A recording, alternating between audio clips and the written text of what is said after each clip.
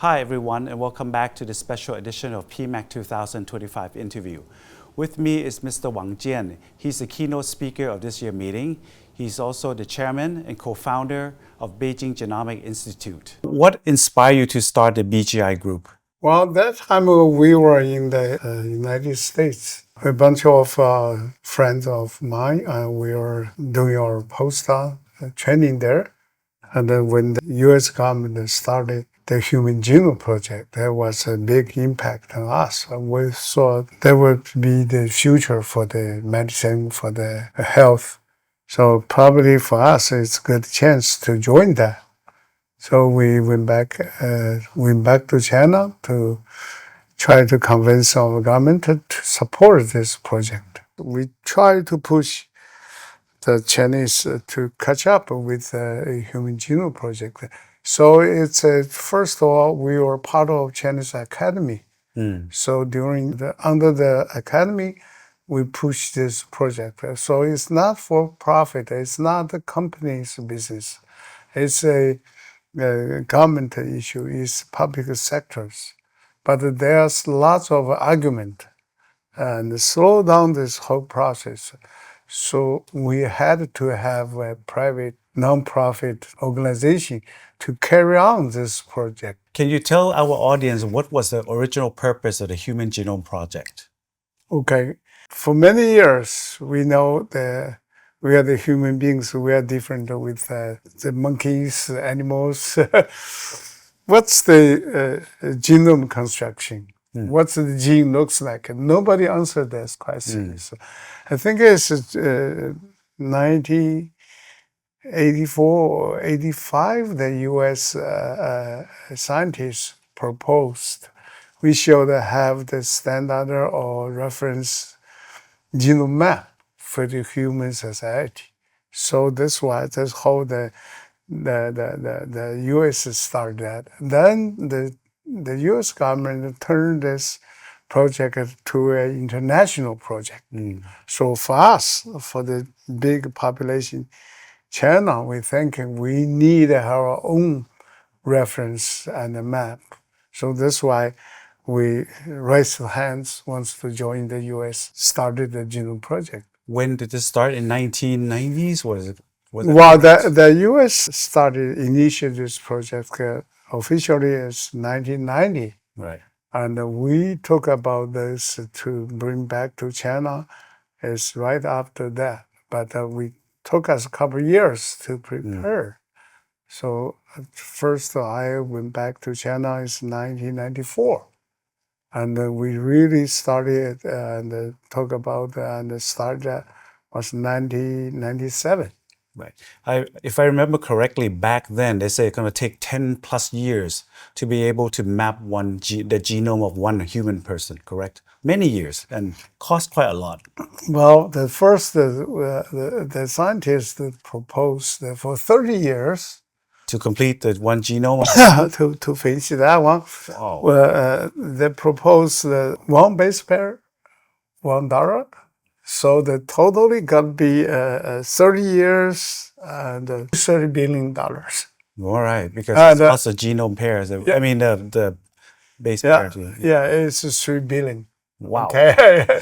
Until now, this project has become an international project. Right. And there's more people joining, and it's a little bit speed up, especially the private company. If you were to do this project again, how many years would have taken and how much money you would have taken? Right now? Yes, right now. Half days. Half a day? It's less than $100. Half a day, less than $100 for it used to be 13 years and 3 billion. Yes. Wow. No, it's very fast. Technology is very amazing. Machines, they call the capillary sequencer. They only can produce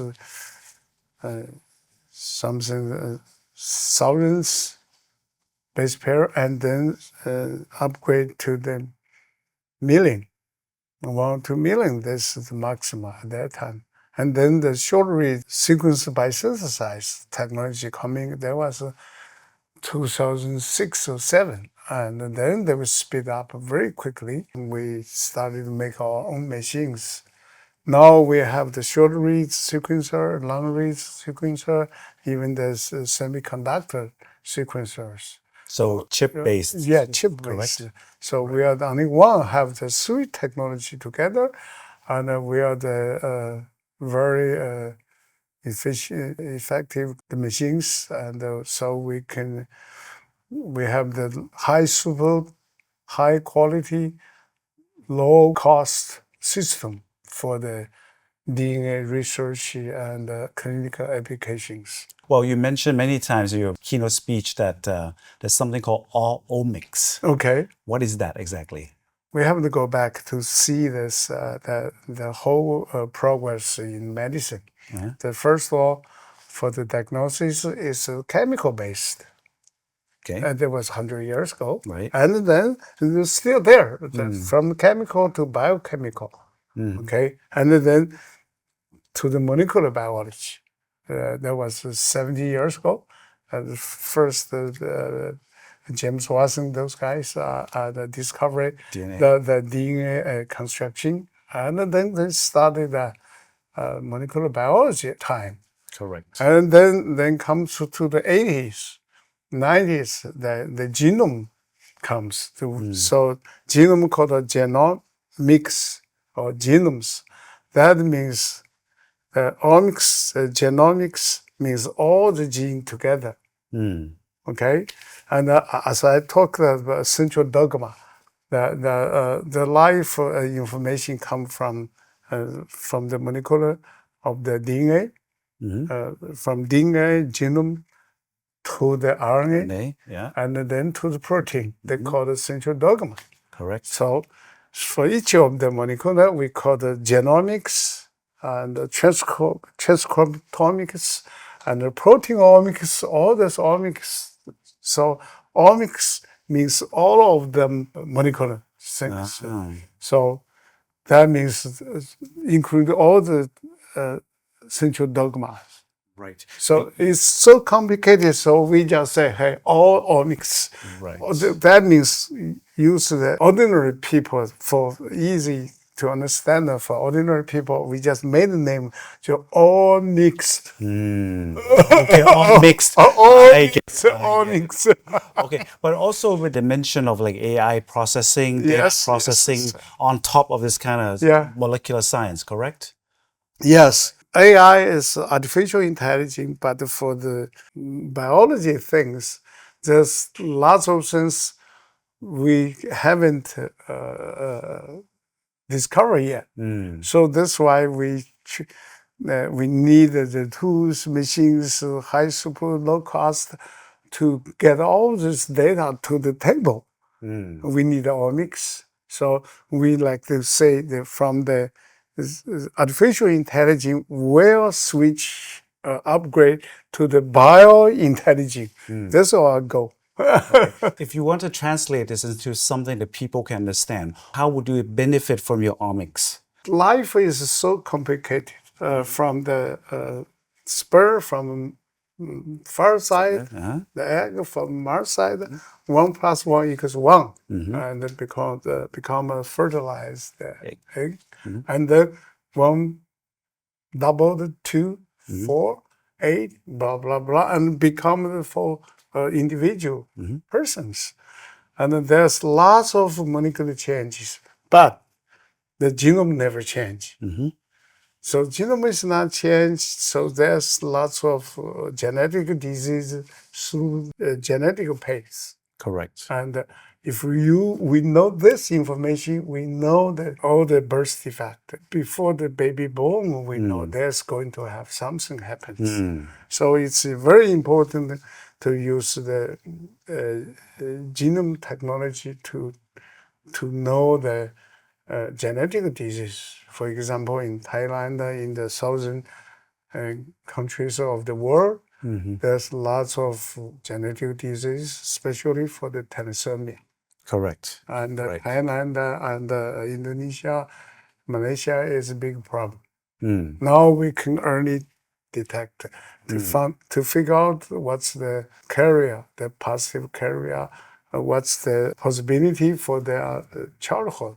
So for you next generation. right. So advocating genetic testing at what age? Well, before they marry, it's a good one. Yeah. Before they have kids, Yeah, yes. yeah. If the looks normal, Right, but but you never know. you never know. If Correct. maybe you are the carrier Of of course. what you are not that serious disease, but it's okay. You can survive. But you come up to the sports, you're not that good. Probably your genetically is not good. But are you afraid that this kind of information will be used to discriminate some people? For example, Sure.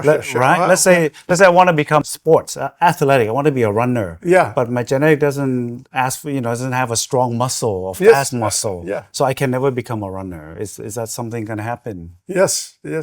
Well, private is more important. Just like you have money in the bank, it's your privacy. Correct. And that your genome data is your privacy. Right. We never touch it. We just give to you, and we don't write your name in somewhere. And it's your property. Right. Even more important and value than the bank. The money is. Yeah. Yeah, so that's very good to have a secret like that. Yes. That's one thing. Yes. And the second thing is, if there's no DNA changes, variations, all these kind of disorders, there's no cancer.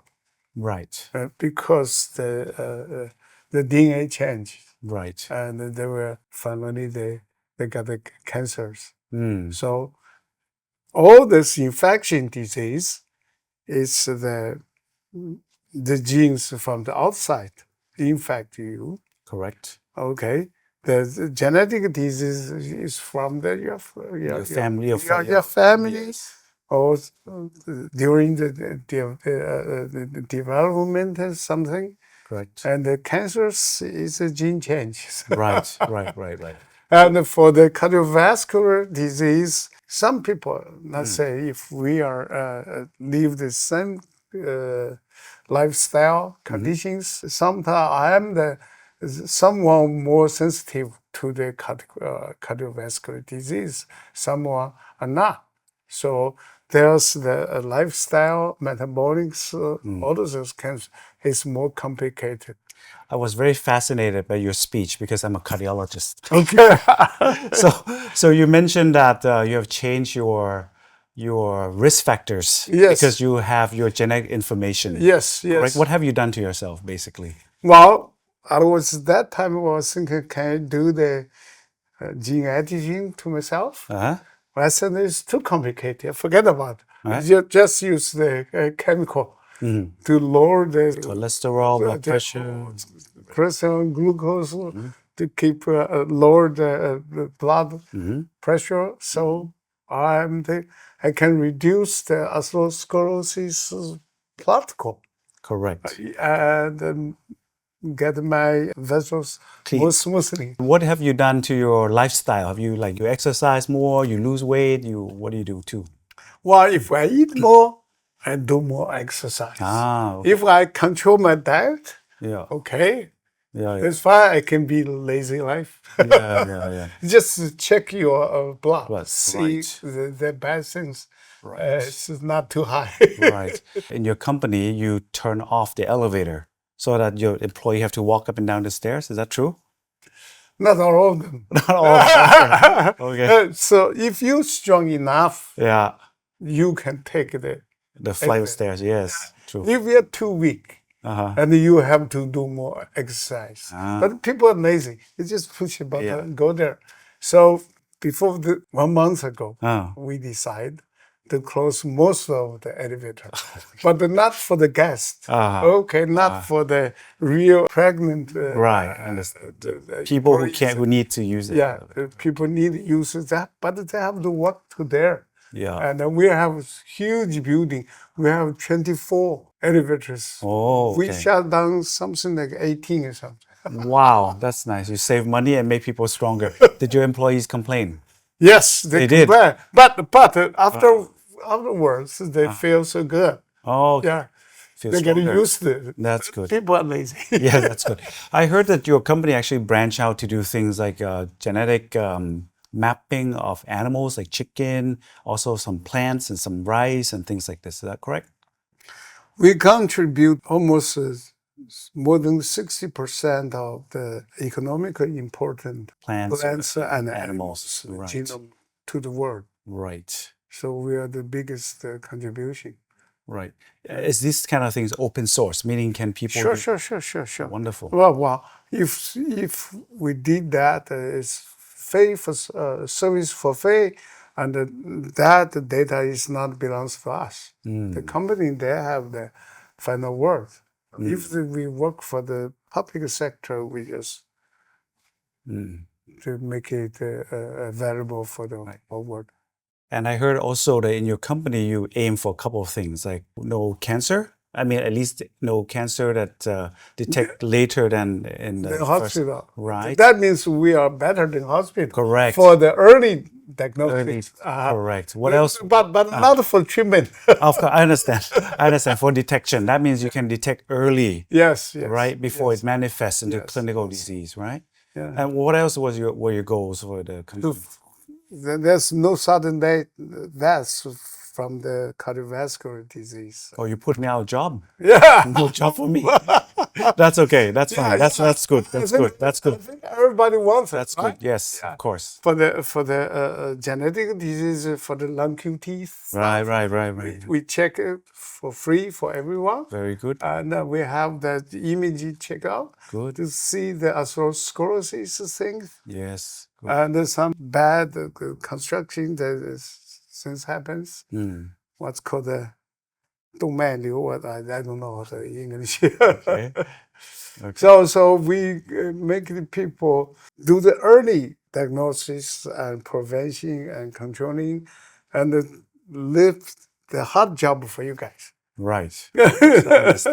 And now we are working with the Chinese heart associations. Wow. Because the leader of the cardiovascular surgeon, he to do this heart transplantations. Right. There's so many. Yeah. So why not move earlier to prevent? To prevent. Yes. They even make it artificial heart. They make a lot of money, but they don't want it. Yeah, it's just hard. Yeah. Okay. On a personal note, Mr. Wang Jian actually went to the North Pole, went to the South Pole, went to the Everest, and went to the Challenger's Deep, the deepest point in the world. Why do you do these things? Well, we had tell you the results. We already have more than 200 high quality publications for this 4 extreme areas. Area environments. Yeah.